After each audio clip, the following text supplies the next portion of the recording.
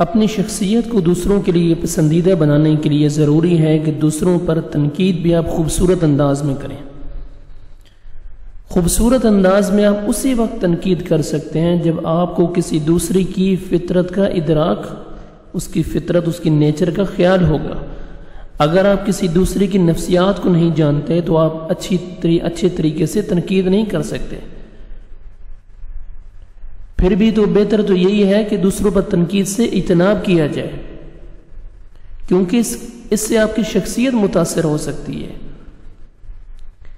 یہ فطرتی بات ہے کہ کوئی بھی تنقید کو پسند نہیں کرتا، لیکن آپ نکتہ چینی کے انداز میں اگر آپ اس میں مٹھاس ڈالیں گے، اس میں تھوڑی سی چینی ملا دیں تو آپ کی عزت برقرار رہ سکتی ہے اور دوسرا شخص بھی اپنی اصلاح کر سکتا ہے۔ بہتر انداز میں آپ تنقید کریں۔ بے جا کسی کو تنقید کا نشانہ بنانا یہ جاہل اور منافق کا کام ہے، جس طرح کہ رسول اللہ صلی اللہ علیہ وسلم کو منافقین جنہوں تنقید کا نشانہ بناتے تھے۔ سوال یہ ہے کہ آدمی کب دوسروں کو تنقید کا نشانہ بناتا ہے؟ یہ سوال ہے۔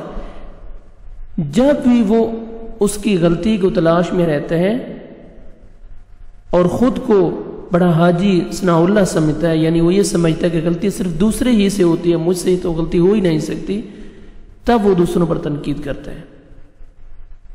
یاد رکھیے، اگر آپ کسی دوسرے کے گناہوں کی کھوج میں رہتے ہیں تاکہ اس کو اپنی تنقید کا نشانہ بنا سکیں تو اللہ تعالیٰ بھی آپ کو وہاں ذلیل و خوار کرے گا جہاں آپ کی عزت ہوگی۔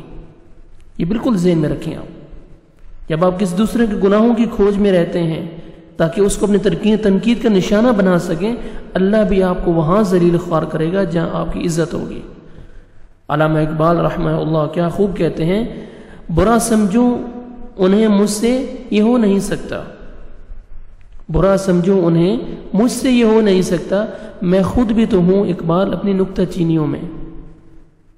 اس لیے بھائیو، ہمیں کسی کی غلطی پر تنقید کا خوبصورت انداز اپنانا چاہیے، کیونکہ ہم بھی اس غلطی میں مبتلا ہو سکتے ہیں۔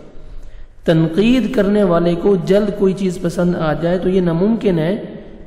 پھلوں کی دکان پر جاتا ہے، دکان میں ہر قسم کے پھل موجود ہیں، وہ پوچھتا ہے یہ امرود کانا تو نہیں ہے، اندر سے خراب تو نہیں ہے؟ دکاندار جواب دیتا ہے نہیں بھائی، بڑا اچھا امرود ہے۔ اب آپ دیکھیں کہ تنقید کرنے والے کو بس ایک بہانہ چاہیے، یہ ہو ہی نہیں سکتا کہ وہ تنقید نہ کر سکے۔ جب اس کو یہ عادت ہے تو ضرور تنقید کرے گا۔ پھر وہ امرود لیتا ہے اور امرود کو کاٹتا ہے، اندر سے خراب نکلتے ہیں۔ وہ غصے میں آ کر کہتا ہے کہ تم کہتا تھا کہ امرود تو خراب نہیں ہے، اندر سے کانا نہیں ہے، یہ تو کانا ہے، لیکن دیکھ یہ تو کانا نکلا، تو جھوٹ بولتا ہے، جھوٹ بول کے سودا بیچتا ہے، تجھے شرم نہیں آتی، فلاں فلاں باتیں سناتا ہے اسے۔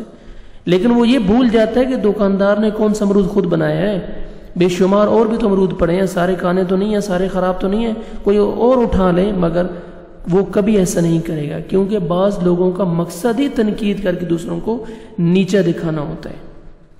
مثلا مزیدار کھانوں میں انہیں صرف وہ بال نظر آئے گا، کھانا جتنا بھی ٹیسٹی ہوگا اگر بیچ میں بال نظر آئے گا جو اچانک گر پڑا، اب وہ تنقید ضرور کریں گے۔ خوبصورت چہرے میں انہیں صرف ناک ہی بڑی نظر آتی ہے، ایک انسان کو بے شمار خوبیاں موجود ہوں گی، انہیں صرف اس کی ایک برائی نظر آتی ہوگی۔ تنقید کرنے والے کو صاف کپڑوں میں صرف انہیں سیاہی کو ہلکا سا داغ دھبا دکھائی دیتا ہے جو غلطی سے لگ گیا ہوگا۔ بات کرنے کا مقصد یہ ہے، قصہ مختصر یہ ہے کہ ان کی تنقید سے کوئی نہیں بچ سکتا۔ ایسے لوگوں کی شخصیت دوسروں کے لیے قابل نفرت ہو جاتی ہے، قابل نفرت بن جاتی ہے اور قابل نفرت ہوتی ہے۔ یہ التماس ہے، آپ سے گزارش ہے، اگر آپ کسی پر تنقید کرنا چاہتے ہیں تو پہلے اس کی کھل کر خوبیوں کی تعریف کریں، پھر اپنی خوبیاں جب وہ سنے گا تو خوشگوار ماحول میں ناخوشگوار باتیں بھی ذرا آسانی سے وہ سن سکتا ہے، ناخوشگوار باتیں بھی آسانی سے سنی جا سکتی ہیں۔